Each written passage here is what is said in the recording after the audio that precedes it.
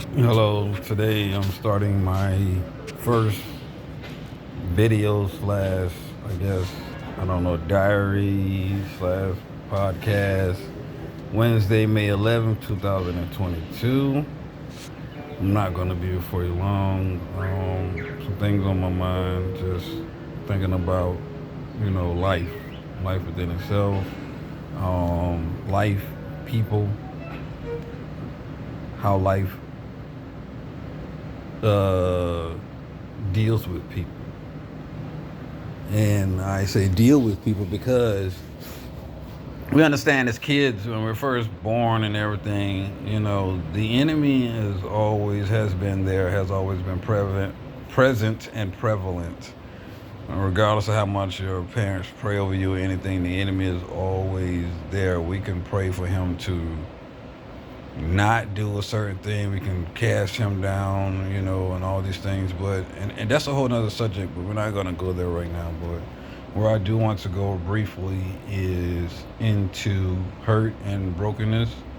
And as I sit here and ponder on hurt and brokenness, we have to understand that God allows us to walk different paths.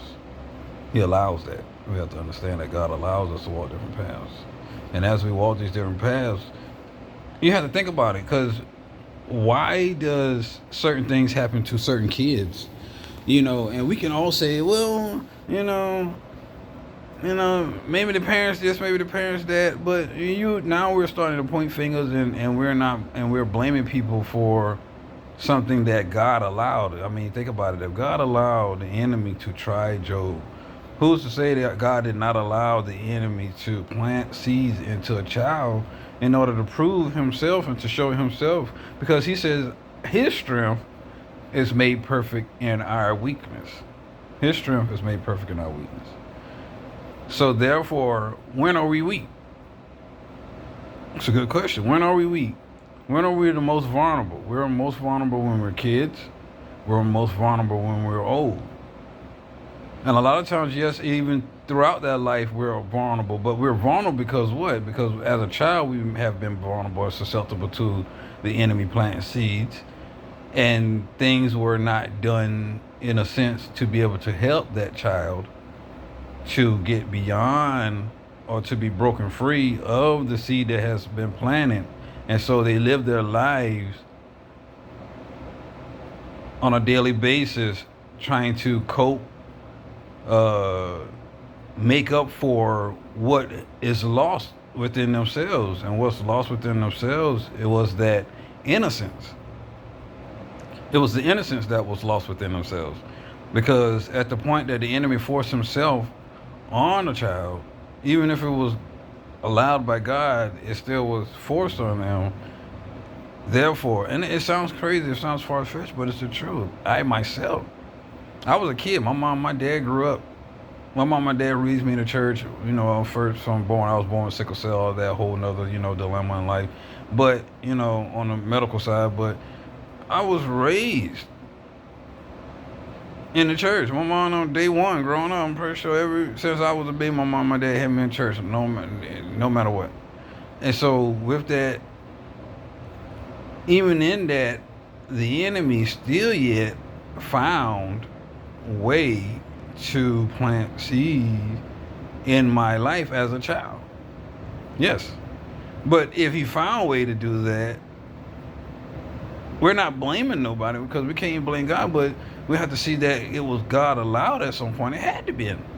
Because God being God and all the power that God has, how in the world is the enemy able to slide in at any point in time in a child's life? And it seems like the opportunity was so predestined. The opportunity was it was predestined. It was like, boom, out of nowhere, here's one given day, here's this opportunity for the enemy to slide in and do what he do. Create chaos, create disorder, or entropy. Reference to Bishop Douglas Derrick Lattimore, who taught me what entropy really was, and I understand that that's the opportunity to create disorder. And in that, the enemy was able, even as a child, that's what you call vulnerability as well. vulnerability and entropy go together. So when vulnerability and entropy goes together, it creates disorder, chaos, disorganization. These things all come from those two words. And as a child, we don't necessarily really know what the enemy is planting within our children, because the enemy can play, he can come in, yes, physically we're doing all we can spiritually, but even somewhere in the spiritual, there's a loophole. The point in time that your child is asleep, they don't know nothing about bad or good dreams, and here's the enemy comes in a dream, and the child doesn't understand what's going on, but it's happening, being molested in a dream. Spirits do that. They molest you in dreams. They manipulate you, molest you in dreams. They abuse you and rape you in dreams. I know for a fact, because I was a child and I had dreams about things sleeping in my bed with me. And I had dreams about dark figures standing at my door. I had dreams about, and I might have thought it was a dream, but maybe it was real. You know what I'm saying? Because that's the way things work. Also, not to be too long and to get off here, but also, I've had dreams as a young child of me having sex with women. A dream. I'm a kid. I don't know why I having sex with a grown woman in a dream. I don't know nothing about that. Sometimes our parents don't teach us about the birds and bees, and if they do, sometimes they don't teach you until you get a certain age. So even in that, there's still yet a door or